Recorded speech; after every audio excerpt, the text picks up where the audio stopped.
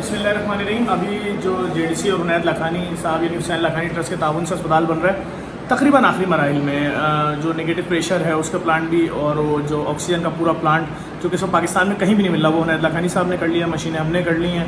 और ये देखिए जो एक्सरे मशीन यहाँ लगाई गई थी, इसके अलावा जो वेंटिलेटर के पेशेंट्स होंगे उनके लिए पोर्टेबल एक्सरे मशीन आए मैं दिखाऊँ वो भी लग चुकी है। और ये तमाम एरिया बन चुका है सारा वेंटिलेटर। ये वो मशीन है जिसको मूव किया जा सकता है, कहीं भी आगे पीछे लेके जाया जा सकता है। मशीन है।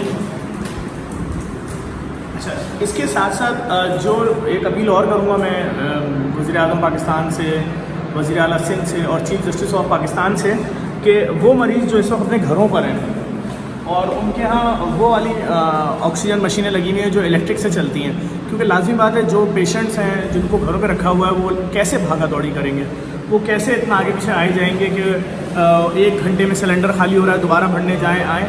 तो इस वक्त जो बिजली की बंदिश हो रही है इतनी बड़े बड़े पैमाने पे, तो नहीं बच पाएंगे लोग। तो बराए मेहरबानी इस मुसीबत को समझा जाए और इस पर काम किया जाए। बहुत नुकसान हो रहा है लोगों का, जानी नुकसान हो रहा है लोगों का, प्लीज़।